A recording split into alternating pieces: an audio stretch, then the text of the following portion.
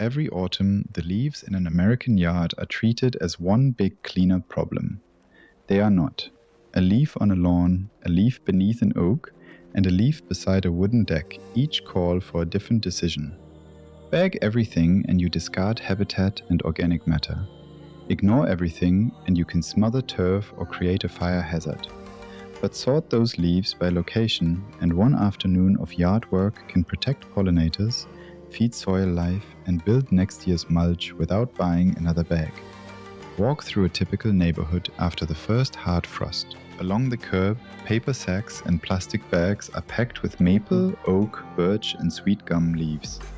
Across the street, another yard is buried under a wet blanket that hides the grass. Both properties are treating every leaf the same way. The better yard works more like a small map. It has places where whole leaves belong, places where leaf pieces can disappear into turf, and one place where the surplus can age slowly. The first destination is the garden bed beneath trees, shrubs, and native perennials. That loose layer of leaves is more than future organic matter. Moths, butterflies, beetles, and other insects can spend winter there as eggs, caterpillars, pupa, or adults. Birds return to that layer to search for food, and small soil organisms gradually pull the softened material downward. If you shred every leaf in the property, you speed decomposition, but you may also destroy some of the creatures sheltering inside. That trade-off is easy to miss. So leave a natural layer where it already makes sense. Move leaves off sidewalks and open lawn into established beds, but do not bury plant crowns, pile material against tree trunks, or dump a mountain onto an existing woodland floor. A neat edge along the bed can make this deliberate habitat look cared for. Whole leaves under a serviceberry or around native asters are not neglect. They are winter architecture. That architecture changes through the season. Autumn rain settles the leaves around stems and fallen seed heads. Winter temperatures are less abrupt beneath the layer, and small pockets remain sheltered from wind. When warm days return, insect activity resumes before many spring flowers open. Some of those insects become pollinators, others become predators of garden pests, and many become food for nesting birds. The spotless bed can look finished in November, but it may remove the living bridge between one growing season and the next. The second destination is the lawn. A light scattering of dry leaves can be chopped with a mower and allowed to settle between the grass blades. University Extension guidance uses a simple visual test. If roughly half the lawn is still visible, mulch mowing can work. If the leaves hide more than half the turf, move the excess. A dense, wet mat can block light and air, encourage snow mold in cold regions, and leave weak grass in spring. Mow only when the leaves are dry enough to cut cleanly, and make another pass if large pieces remain. The fragments break down in place and return small amounts of nutrients and organic matter to the soil. This is not permission to grind up every leaf on the property. It is a practical compromise for the open lawn, while the intact leaf layer in garden beds keeps far more winter shelter available. The same compromise can satisfy a neighborhood that expects visible maintenance. Clear the front walk, storm drain, driveway, and a narrow strip along the curb. Keep the lawn surface readable instead of buried. Then guide the extra leaves into curved beds or a screened corner behind shrubs. The property still has clean lines, but the cleanup no longer exports every useful piece of the landscape. If a homeowners association or city has specific rules, design within them rather than assuming a wildlife-friendly yard must look chaotic. Now the yard has habitat and a breathable lawn, but there may still be wheelbarrows of leaves left. That surplus belongs in the third destination, a leaf bank. The name of the finished material is leaf mold, although it has nothing to do with the plant disease that damages tomato foliage. It is simply partially decomposed leaves, broken down largely by fungi in a cool process. A leaf bank can be a wire ring in a shaded corner, an open pile, an old trash can with ventilation, or a heavy bag with small air holes. A pile around 3 feet wide and 3 feet tall holds moisture more reliably than a tiny mound. Wet the leaves until a squeezed handful feels damp but does not stream water. Then wait. Check during long dry spells, loosen a sour or waterlogged pile, and let weather and fungi do the quiet work. The transformation is easy to read without special equipment. Fresh leaves still show their veins, colors, and crisp edges. Months later, the pile has collapsed, the colors have darkened, and white fungal threads may appear between damp layers. Later still, a handful falls apart into soft fragments. A bad odor means the pile needs more air or less water. A pile that looks unchanged through warm weather is often too dry, too tightly matted, or simply made from tougher leaves that need more time. Whole leaves may need 1 or 2 years to become dark, crumbly leaf mold.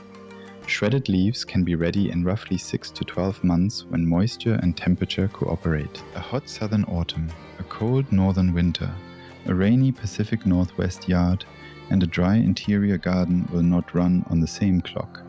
The material is ready when the original leaves are difficult to recognize and the pile smells earthy, not because a calendar page says so.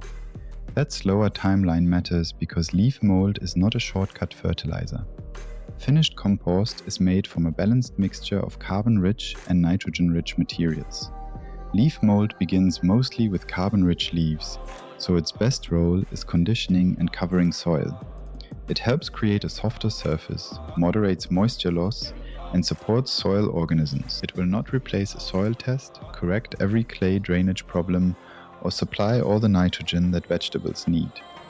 This distinction answers a common worry about leaves robbing nitrogen. Fresh, high-carbon material can temporarily tie up plant-available nitrogen when it is dug deeply into active root zones. On the soil surface, the contact is much smaller. That is why a layer of mature leaf mold or shredded leaves used as mulch is a safer choice than tilling a thick load of fresh leaves into a vegetable bed.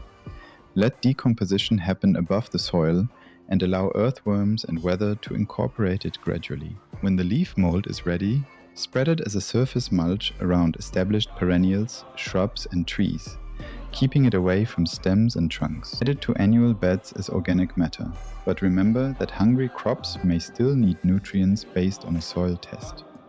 Partially decomposed leaves can remain in the leaf bank or serve as a coarse surface cover. They do not belong as the sole ingredient in a seed starting mix or a container pot. Those uses demand dependable drainage, airspace, cleanliness, and nutrient balance. The leaf bank also solves a timing problem in ordinary compost. Dry leaves arrive all at once in fall, while kitchen scraps, fresh weeds, and grass clippings appear across spring and summer.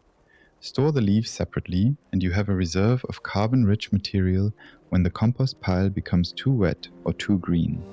Some leaves can continue toward leaf mold, while others can be mixed into a balanced compost pile later. One autumn resource can serve 2 different processes without pretending they produce the same material. There is another useful correction to the usual forbidden leaf lists. Tree species do not divide neatly into perfect leaves and toxic leaves. Black walnut is the classic example. Its tissues contain juglone, a compound that can affect sensitive plants, but extension guidance reports that juglone in leaves breaks down during proper composting. Fully decompose questionable material, keep it separate if you are uncertain, and ask your local cooperative extension office before using it around sensitive crops. That is more honest than declaring every walnut leaf unusable forever. Leaves from a lawn treated with a persistent herbicide, roadside piles mixed with trash, and foliage carrying a serious plant disease deserve separate handling. A cool leaf bank does not reliably sanitize every pathogen or chemical residue. Follow the product label, your municipal organics rules, and local extension advice. A regulated composting facility may be the better destination for contaminated or heavily diseased material. The safety map changes again in wildfire country. Dry leaves are combustible fuel. California fire guidance calls for the first 5 feet around a home to be kept clear of combustible mulch and debris. Roofs, gutters, decks, porches, stairs, and the space beneath structures should not become leaf storage zones. Keep the leaf bank well away from buildings. Follow local defensible space rules and never trade soil improvement for fire risk. Water deserves the same regional honesty. In a humid climate, a covered or poorly ventilated leaf pile may become soggy, so give it air. In a drought-prone climate, shade and a loose cover can slow evaporation, but there is no reason to pour scarce drinking water into a pile every week. Let the process take longer, use captured rainwater where local rules allow it, or save dry leaves as the brown ingredient for future compost. The national waste problem gives this backyard decision a larger consequence. In a landfill, organic material can decompose without oxygen and generate methane. Kept on site, those same leaves can cover soil, cycle nutrients, and reduce the need to buy and transport packaged mulch. If home storage is impossible, a municipal leaf or compost collection program is still a better route than trash, where local service is available. By spring, the tidy yard will not look abandoned. The lawn will be open, paths will be clear, trunks will be dry, and defined beds will hold a settled brown layer. Beneath that layer, insects will have had a place to survive, while the leaf bank quietly shrinks in the corner. The result is not a zero-work yard. It is a yard where the work has a purpose. This fall, do not ask whether every leaf should stay or every leaf should go. Ask where each leaf can do the most good. Leave whole habitat in protected beds. Mulch-mow only the light layer the lawn can absorb. Bank the surplus for the months ahead, and keep combustible material away from the house. Start with one wheelbarrow and one shaded corner. By the time next year's leaves begin to fall, your first batch will already be changing what the garden can become.